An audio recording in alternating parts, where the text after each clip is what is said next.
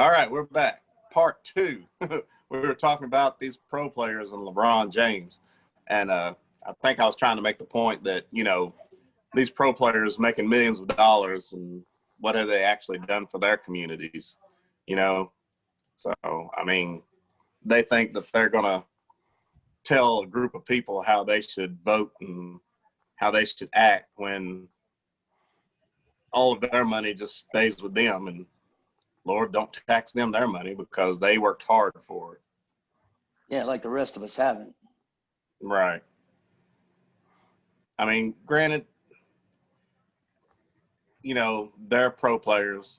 I'm sure they did work hard to do that. But if it were me and I'm in the spotlight, I would just tell the people that, use your voice. Just think about what you're doing. None of this. And, half of them don't even know the full story. LeBron's talking about Breonna Taylor, and he ain't got nothing to do with Kentucky, Right. Oh, he don't know what's going on. He's just speaking out his butt from what he's heard. I will say one thing. I love basketball on the college level. I can honestly say I have never watched an entire NBA game. Me too. Never. I'm not a fan of the NBA. I'm just not a basketball fan. It's got nothing to do with these players or nothing, but I don't watch pro sports because why do I want to watch a bunch of overpaid, whiny people talk about how they don't get enough? And you're playing a children's game. I'm sorry. I'll just call it like I see it, but I'm a big fan of college football. Like Oklahoma, that's my team, as is most natives. But Just like I grew up in Oklahoma. Just like Elgin, I'm a Wildcat fan. Just like Elgin. Yeah. Ladies and gentlemen, if you didn't know, Elgin is a Cardinal fan, Louisville Cardinal fan. That's why it was kind of funny that on the bobbleheads, he's wearing a Kentucky hat. I thought that was great. Big rivalry there if you didn't know that. Yeah, I know. We'll discuss that later. Thank you very little. Right. Oh, man. But kind of back to go what ahead. you're saying. Yeah, what you were saying. I was a big fan of NBA basketball, especially back in the 80s, 90s, during the whole Jordan run. But something happened, back then it was competitive, Now it just seems to be all about money and who's going to pay me the most money. And if you're going to be that way, if you're going to be that way, so be it. But you know what? I think if you're going to have that type of attitude, then you should be giving back to something, whether it be to the government or your community or something. Right. I just don't have to support it. I'm not watching it. I'm not. At this point, I can't. Doc Rivers, I saw something where Doc Rivers came out not too long ago crying about, how they as a team, we have to continue the fight because people just don't understand. And I'm like, what fight? Who are black people having to really fight against other than other black people in Chicago and Detroit? I don't get the mentality. There's of course it looks like a us versus them mentality, but man, it's a criminal mindset that's us versus them. Right. Now, in no way or shape or form am I saying that all minorities are racist, or not racist, but criminals or nothing like that. Don't twist my words, but my man, brother. Yeah, I know, right? But I remember being a kid growing up in Oklahoma City, wanting to be like all the cholos and stuff down the neighborhood. And, I was out there doing some pretty stupid things. And, I had every reason to be arrested. Every reason to when I was doing some of those stupid things like stealing bicycles and lawn furniture. Yeah, I wasn't a very good criminal, so I'm glad I left that. What's that? I said, Elgin, is that protection? Yeah, I know, right? And you know what the worst part is? I was wearing my high school leather jacket or a Letterman jacket while I was doing it, so I wasn't a very bright criminal. with my name right across the back. I was going to say, at least you had a name tattooed on your neck. Yeah. I'm like, but I grew up and I started realizing, man, that street life, man, it wasn't about family. It wasn't about people helping each other out in your communities, man.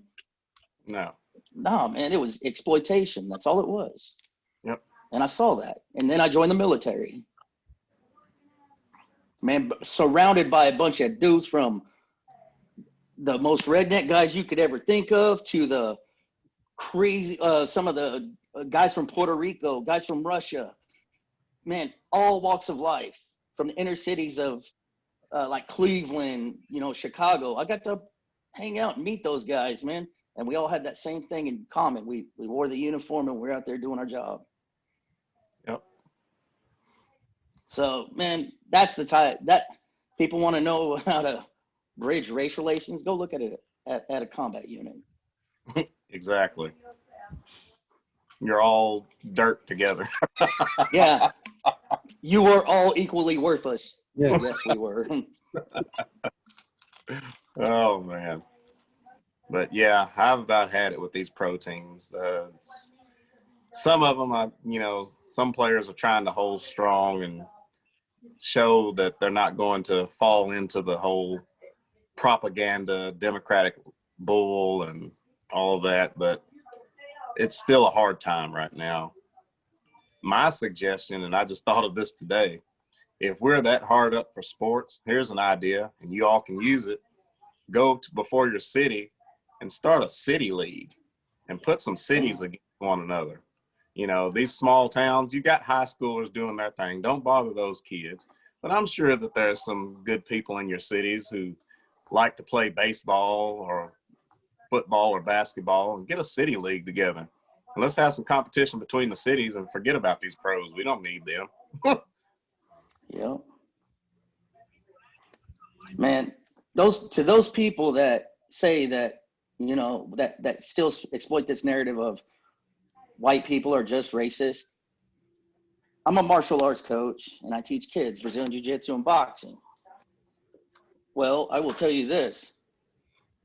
I've got a couple of kids that now I'm in Kentucky, so there's not a whole lot of black people in this community, which there was a lot more than I thought originally. But we've got kids that Hispanic, black, my kids, native, white kids, it doesn't matter. Man, these kids will play with anyone. Not one of them all they want to do is do their best. And they want to have fun, play. It's adults screwing up that mindset is the problem. Yep. Trying to cause division. Like there's nothing more precious than the mind of a child. Exactly. Well, with all of that being said, sorry for the technical difficulties we've had today. Bill, you got anything you want to add? I just want to throw out there that if you feel you have to, or you can't live your life day to day without calling LeBron or somebody and asking them what you should do next, you might need to reevaluate yourself and think for yourself. I mean, let's don't let a few people, rich people, by the way, dictate how you live your life and what you think. George Soros.